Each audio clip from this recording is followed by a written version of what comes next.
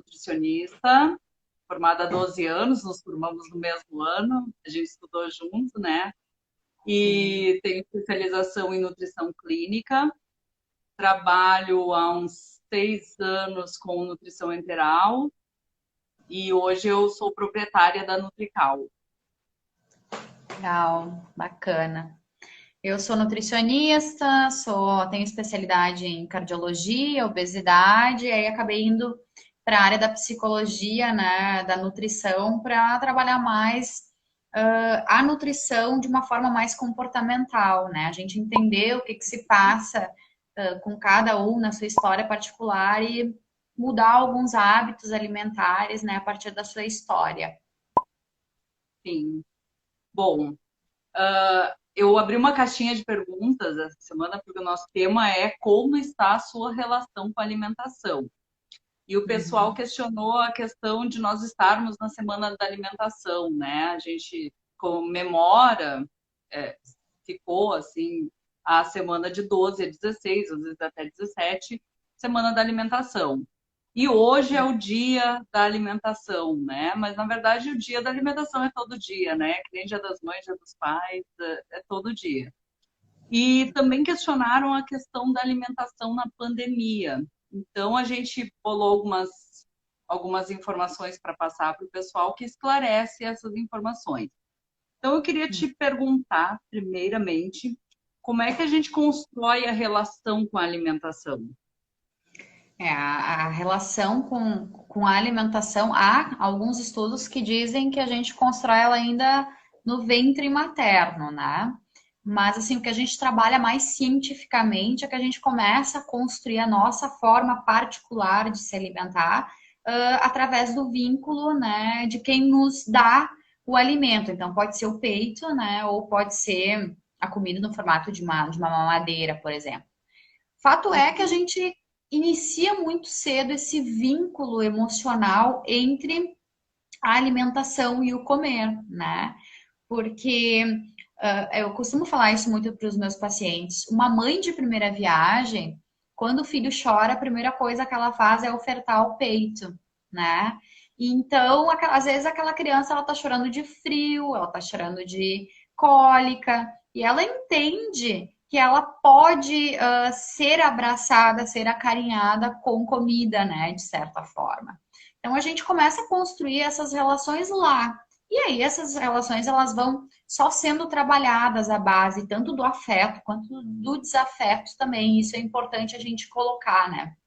Porque com o afeto tem aquele bolo de vó, né, na casa da avó, tem aquela comida preferida que a mãe fazia, que depois os filhos já saem, vão estudar em outro lugar, quando voltam para casa, a mãe continua fazendo a comida porque era a comida preferida, né? Então, se a gente for buscar assim, qual é a comida que eu mais gosto, a gente vai ver que tem uma memória afetiva, né? A gente come só o prazer do comer, a gente come sentimentos de todas as formas, né? Por isso que as pessoas dizem, eu tô ansioso, essa questão da pandemia, né? Se falou muito em ansiedade, em engordar por ansiedade.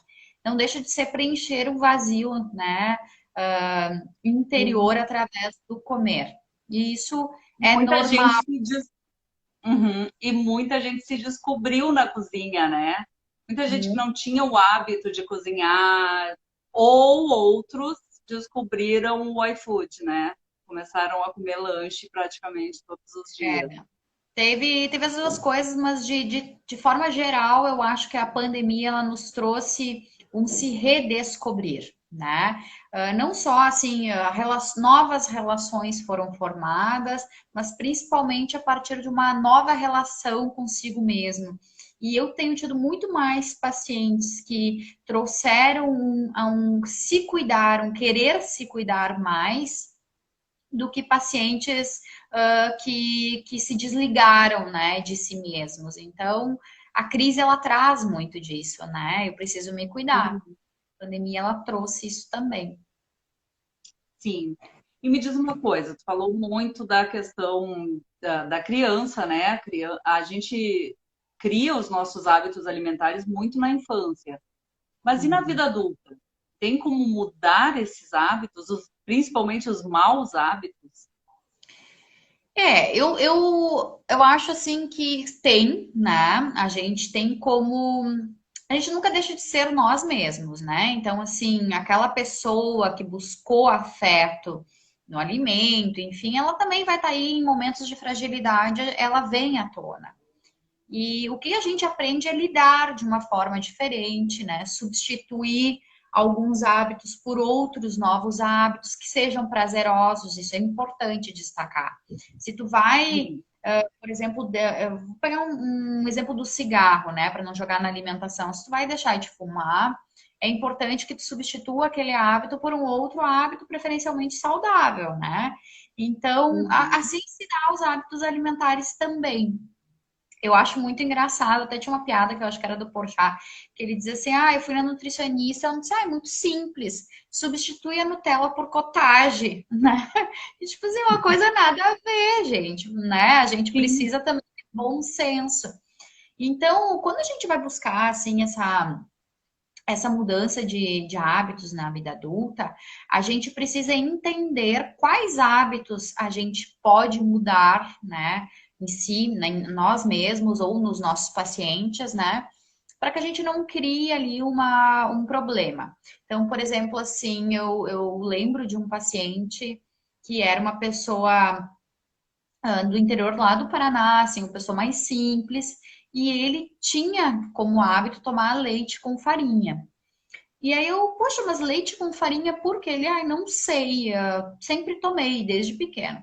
E aí, quando a gente foi investigando, a gente viu que aquele leite com farinha era um leite que a mãe, que numa época de pouco dinheiro, né, acabava colocando farinha no leite para aquelas crianças terem mais, ficarem mais saciadas. E ele trouxe esse hábito para a vida adulta e apesar de não ser um hábito tão pensado, ele era um Uhum. hábito que sustentava e que fazia lembrar a mãe. Era um carinho. Então, quando eu fui trabalhar a alimentação daquele meu paciente, obviamente que eu deixei para lá. Eu deixei ele continuar aquele leite com farinha e fui tentar modificar outras coisas mais recentes e não tão sentimentais. E isso é importante a gente colocar, porque tem gente que às vezes persegue mudanças que talvez tu mexendo em outras coisas ela já é satisfatória. Né? Então, Uhum.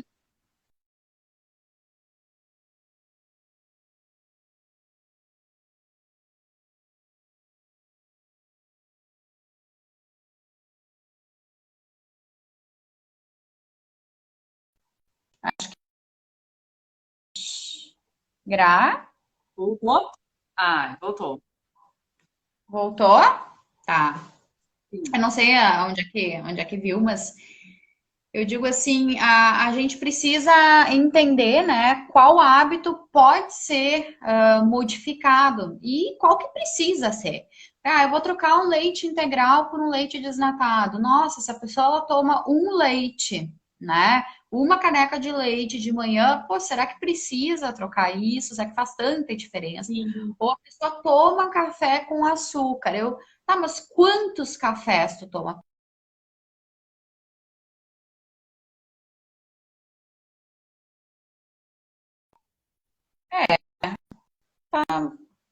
Deu? Voltou? Sim. Que Tu tá no pena. Wi-Fi ou no 4G? Eu tava no Wi-Fi, agora eu botei no 4G. É, porque eu acho que é o Wi-Fi, porque tu trava e eu não.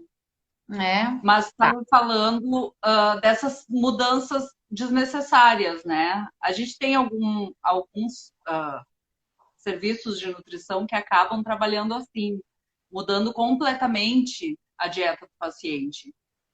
E às vezes não é desnecessário, né?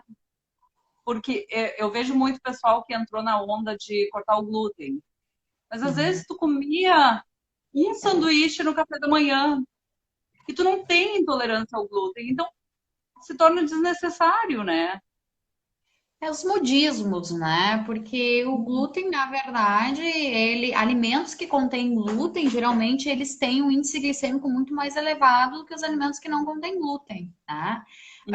E muitas vezes até mais calorias. Então, claro, a gente tem ali uma parcela da população que precisa desses alimentos, porque são os intolerantes, são os celíacos, Mas quem não precisa, é lenda dizer que vai emagrecer. Porém, foi em função desse modismo do emagrecimento que hoje em dia a gente tem um mercado tão amplo, né, em produtos sem glúten. Porque os intolerantes, os celíacos, eles sempre existiram, né? Mas Uhum. a gama de produtos ela só aumentou, de fato, quando se colocou que retirar o glúten da alimentação emagreceria. É uma pena. No fim, os celíacos saíram ganhando, né?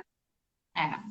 Sim, a indústria do emagrecimento é uma indústria que vende muito, né? Naturalmente. Então, e aqui no Brasil mais ainda, só que infelizmente a gente acaba dando voz para as pessoas que não têm assim formação para falar sobre isso. Então é importante procurar um nutricionista quando a gente trata, né? Bem importante. Verdade. A gente teve um surgimento muito grande de blogueiros, pessoas que, porque comem, acham que entendem de alimentação, né? E a gente precisa estudar para isso. Eu queria te perguntar também como é que a gente forma o padrão de beleza, porque a gente tem alguns padrões pré-determinados, né, pela sociedade em geral, e a gente fica sempre em busca desse padrão, e às vezes esse padrão não tem nada a ver com a gente, né? Ah. A questão do padrão, né? Geralmente não tem a ver com a gente, né? Porque ninguém pega uma criança, olha para uma criança e diz assim: vem cá, quem é que tu acha? Que é o teu padrão de beleza? Vai ser a mãe, né? Vai ser a pessoa que cria, a ti, enfim. Esse padrão de beleza ele é colocado na nossa mente geralmente por outras pessoas. E o padrão dessas outras pessoas foi colocado na mente delas por outras pessoas, né? E aí, assim, nos meus estudos, né, na nutrição comportamental, a gente vê que tem um peso muito forte a mãe, né? A mãe como exemplo, mas também a mãe como crítica, né? Então, aquela mãe que quando tu usa termos com a tua filha, né, com o teu filho, olha, se tu continuar comendo assim, tu vai ficar gorda. Se tu ficar gorda, tu não vai conseguir namorado, porque mulher tem que ser magra. No bate-papo, né, essa questão ali da estética, né, de tu falar pro teu filho que ser magro é ser bonito, né, tudo isso tu acaba construindo naquela criança um padrão de beleza, né? E tu vai ver os padrões são diferentes, mas a magreza ela é muito forte nas mulheres hoje do que, na minha opinião, vai ser para as mulheres do amanhã, para os nossos filhos e para os filhos dos nossos filhos, né? Quando a gente Uhum. fala agora, o padrão de beleza já foi ser gordinha, né? Na Idade Média, Uhum. as mulheres, as pessoas gordas eram pessoas que tinham dinheiro para comer, né? Então, naquela época, Uhum. isso significava riqueza, abundância, tá? Aí, quando a gente foi vindo, a gente chega ali nos anos 70, por exemplo, qual era o padrão de beleza dos anos 70, que são as nossas mães, né, que viveram naquela época? A Twiggy, que era uma modelo magérrima, os modelos, né, que não comiam, anoréxicas e tal. Então, elas vão trazendo isso para hoje. Teve uma influência, assim como nós temos essa influência da mídia, as nossas mães tiveram e as mães delas tiveram, né? Mas Uhum. eu acho assim, que isso está se desconstruindo, porque tem muitas mulheres numa luta assim por beleza real. Né? A Natura tem uma propaganda muito legal que eu vi esses dias de uma mulher real, né? Passando Uhum. um creme no corpo, se cuidando, né? Se amando. Então, assim, a gente não E tem ela problema não nenhum. necessariamente precisa ser magra e nem gorda, né? É Não, uma pessoa real que tem celulite, que tem um pneuzinho e tá tudo bem. e tá tudo bem, né? Porque eu acho que assim, é como eu digo para os meus pacientes, a gente não tem problema algum a gente buscar a nossa melhor versão, desde que seja a nossa melhor versão. E para isso a gente precisa calar as vozes dos outros, né? A gente Uhum. eu trabalho muito essa questão de vozes com os meus pacientes, porque ninguém chega e se define. Nenhuma criança começa a se culpar, a se achar feia, né, a se punir. Isso são pessoas ao redor dela que acabam falando, dizendo, né, tu tem que ser magra, tu nunca termina aquilo que tu começa, né? Ai, que feio isso que tu Uhum. tá fazendo, pô, tu é gulosa. E aí a gente vai crescendo e pensando, nossa, eu nunca termino, né? Poxa, eu como de tudo, sou muito gulosa. A gente replica como se fossem nossas vozes. Então, para a gente entender Uhum. aquilo que a gente quer, a gente precisa calar essas vozes e descobrir qual é a nossa voz. Então, qual é o meu padrão de beleza? O que que eu acho bonito? Como que eu posso me melhorar para ser a minha melhor versão? E isso significa Então, seguir um ideal, né, que seja possível. era isso que eu ia te perguntar, porque geralmente a gente cria um ideal impossível de atingir, né? A Sim. gente tem lá, a gente até conversou sobre isso. Eu vou idealizar a Gisele Bündchen. Eu não tenho estrutura física para ter o corpo da Gisele. Por mais que eu ache ela linda, eu posso admirar ela, mas eu não preciso criar como objetivo para minha vida chegar naquele peso e naquele padrão, até porque eu não tenho nem a altura dela, né? Então, a gente cria ideais inatingíveis. E quando tu cria metas menores, né? Eu quero perder 2 quilos. É muito mais fácil do que perder os 20. E daí, quando tu perde os 2, tu comemora e coloca uma nova meta de mais 2. Quando tu vê, tu perdeu os 20. Agora, se tu iniciar com a meta de 20, geralmente tu fracassa, né? E assim, às vezes a gente precisa ter uma meta, assim, um ideal parecido com o nosso, e a gente tem que ter um ideal pessoal coerente. Eu atendo Uhum. muitas mulheres que chegam para mim e me dizem: olha, eu quero pesar 50 quilos. Eu digo, não, tudo bem, é que é um número tão exato, às vezes elas me dizem 52, 63, né? Eu digo, tá, mas e Uhum. por que este peso? Ah, porque era o peso que eu tinha. Ah, tá, mas quando é que tu tinha esse peso? Ah, quando eu casei com esse peso. Mas há quanto tempo faz que tá casada? Ah, 35 anos. Poxa vida, gente, né? 35 anos, vamos lá. Tu teve filho, tu tá na menopausa, teu corpo é outro. E às vezes essas mulheres se surpreendem, porque elas não se deram conta que elas passaram anos perseguindo um ideal que é muito difícil manter, é sofrido. E assim, eu digo isso para os meus pacientes: o peso ideal não é um cálculo. Eu tenho pacientes assim que o cálculo de peso ideal é um peso que eles nunca tiveram. O peso ele é composto por gordura, por músculo, por ossos, por água. O peso ideal é aquele que tu consegue manter de forma equilibrada, saudável, sem Uhum. restrições. Tu precisa não comer nada, tomar só sopa para se manter num número. Aquele não é o peso ideal, porque ele não é o teu peso. E isso é importante que a gente bata nessa tecla. Porque às vezes as pessoas precisam ser chamadas à realidade para aí então ir em busca de algo. Então, quando a gente fala em Uhum. nutrição, né, a gente está na semana da alimentação, a gente precisa entender que a gente não separa o paciente. Ele é corpo, mente e alma, né? Ele é o todo, ele não é uma coisa só. Então, a gente precisa trabalhar um equilíbrio mental também nesse paciente. Porque senão a gente vai ser só mais um paciente, mais uma dieta das várias outras dietas. A maior parte dos pacientes que eu atendo são pacientes que sabem melhor do que eu calorias, Uhum. sabe? Pacientes que se eu digo, olha, quantas calorias tem 3 azeitonas pão, eles sabem, né? Então, assim, a questão não é o que come, mas é por que come e como come, né? Então, isso é a Exato. diferença, de fato, para aquela Agora pessoa. agora na pandemia isso ficou muito mais forte, porque o porquê come, ele ficou muito forte porque as pessoas começaram a comer pela ansiedade de ter que ficar o dia inteiro em casa, né? Ter que trabalhar em home office. Então, tu Sim. acaba descontando na comida a tua ansiedade, as tuas frustrações. E esse final de semana, eu estava conversando isso com o meu irmão, porque quando as crianças estão com fome, ele manda tomar um copo d'água antes.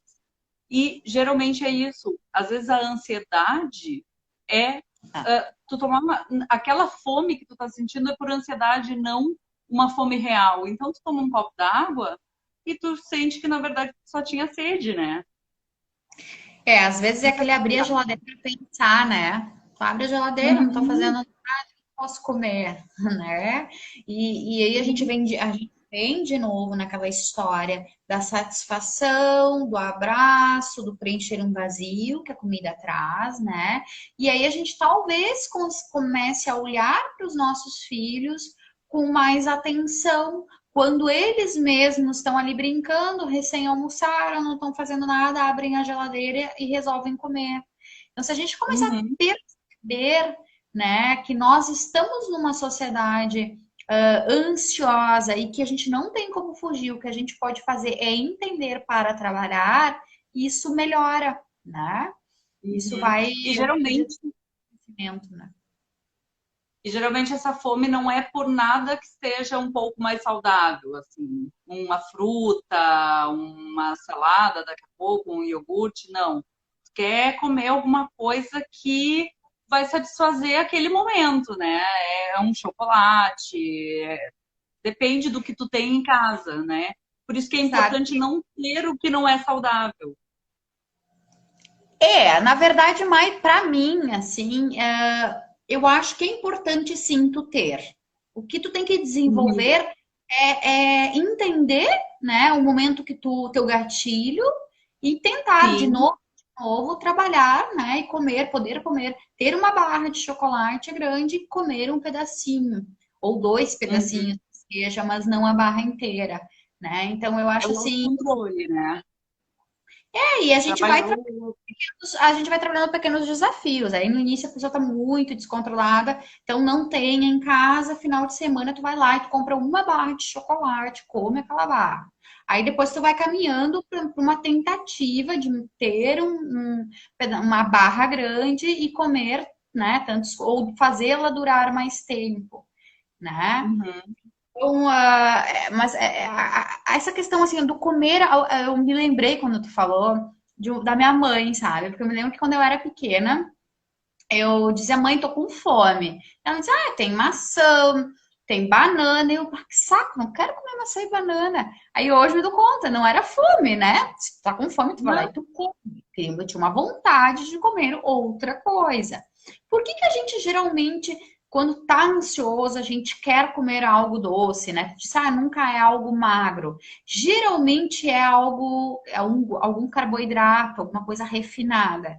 Porque a gente quer o quê? Quando a gente está ansioso, quando a gente está triste, a gente quer elevar a serotonina, que é o hormônio do bem-estar. E aí, o que que eleva a serotonina? O açúcar, o doce, o Uhum. chocolate. Né? Então, assim, o nosso corpo ele é muito sábio. Né? Ele está pedindo Sim. aquilo que ele precisa, ele só não está entendendo que talvez aquilo que não é só a serotonina, é gordura, é outro excesso. Então, a gente precisa entender para saber como lidar com isso. Né? E essas Claro. dietas muito restritas, esse não, ele te dá muita vontade do sim. Ninguém gosta de ficar aprisionado. Então, tu pegar e tu botar uma pessoa numa dieta restrita é um tiro no pé. Porque a pessoa vai começar na segunda, na quarta ela não aguenta. Ai, quer saber? Da quinta até o domingo eu vou comer horrores, porque de segunda eu começo de novo. E aí tá presa nesse ciclo. Agora, se tu tem a permissão e a liberdade de escolher o que tu quer comer, a partir do teu conhecimento e entendimento de ti mesmo, isso te dá uma Uhum. liberdade. Posso comer. Hoje eu escolho não fazê-lo, né? Ou Uhum. pelo contrário, hoje eu tô com TPM, eu tô triste, eu vou me permitir comer tal coisa. E antecipar o que vai comer, sentar e comer. É liberdade, Sim. né? Isso é o legal da comportamental, né? Que não é diferente da nutrição clínica, que tu entrega um cardápio e o paciente segue aquele cardápio ou não. E a comportamental ela faz com que ele se empodere, né? Ele é o dono da dieta, então ele vai saber o que é bom ou não naquele momento. Eu vou te dizer que 80% dos pacientes da nutrição clínica restrita, eles vêm para mim depois. Porque eles já foram Uhum. para outras áreas nutricionistas, né? Eles já receberam outros cardápios. Então, de Sim. novo, a questão da nutrição comportamental, diferente das outras, que eu também sou clínica, né? A minha especialização, a minha Sim. primeira é em doença, né? E aí eu vim buscar a psicologia para trabalhar melhor os meus pacientes. Mas a diferença da comportamental é que tu trata aquele paciente para depois libertá-lo e ele não voltar mais para ti, né? Tu Uhum. a ele são independente para ele seguir sem ti. Eu não quero que ele volte. É óbvio, daqui a pouco ele se sente inseguro, ele volta, mas muito mais evoluído, muito mais sábio, muito mais senhor de si. Né? É muito legal para mim quando eu pego pacientes assim que antes eram tão nervosos, tinham uma relação muito ruim com a alimentação, com dietas, da moda. Depois me mandarem mensagem assim, me dizer, nossa, olha só, eu vi tal coisa super restritiva e me lembrei, eu era assim, sabe? Pessoas que tu nunca imaginou Uhum. que iam estar nesse nível assim. Então isso é muito legal, sabe? Da comportamental. Eu acho assim realmente incrível, né? Acho muito bacana. E falando nessa parte da escolha dos alimentos, né? Porque o paciente da comportamental, ou aqueles que estão nos assistindo e querem seguir essa linha, fazer essas mudanças é meio complicado porque a gente vive num mundo de produtos industrializados, né? E quase 100% da população, 100% da população consome em grande quantidade os industrializados. Então, eu até tenho uma coisa que às vezes as pessoas dizem, e agora existe uma tendência a usar a banha, por exemplo, para cozinhar, porque seria mais saudável. Daí as pessoas dizem assim, ah, mas o meu avô comia banha e viveu até os 100 anos. Então, Sim, assim, era uma realidade diferente, né? claro. Aí a gente tem uma questão, assim, a industrialização, ela trouxe coisas muito boas, né? E consequências, obviamente. Então, ela surgiu, né, ali com o objetivo de te entregar alimentos prontos, né? E para esses alimentos ficarem válidos durante um bom tempo, eles tinham que ter vários aditivos. E era novidade. Então, se a gente pegar ali os nossos pais, eles chegam a ter um consumo de refrigerante maior do que as crianças de hoje em dia.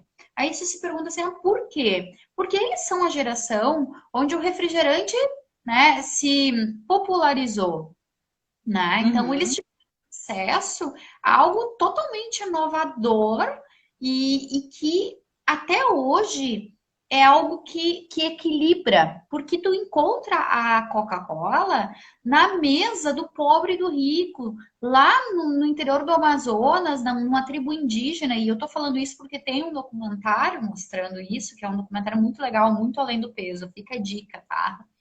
Então, Já assim, assisti, bem legal. é legal, né? Na mesa do pobre e do Uhum. rico, ela equilibra, né? Tu tem pela primeira vez acesso a algo que todo mundo tem acesso. Então, além disso, do sabor, tem todo um contexto. E aí, depois que a industrialização veio, né? O caldo de galinha que a gente fala. Pô, minha mãe adorava um caldo de galinha, porque pô, era um A minha cubinho que tu tava na comida e deixava aquilo saboroso, né?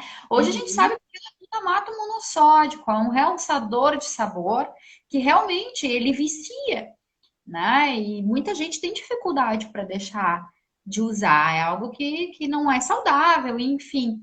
Mas era aquela geração onde aquilo aconteceu, aquele boom, né? Modernidade. Uhum. Aí, bom, a gente começou a trabalhar, pô, não, aos industrializados, né? O próprio guia alimentar, ele fala muito na gente usar mais a comida caseira, né? Ele teve Evitar. muito em voga agora, né? Porque entrou-se nessa discussão dos industrializados.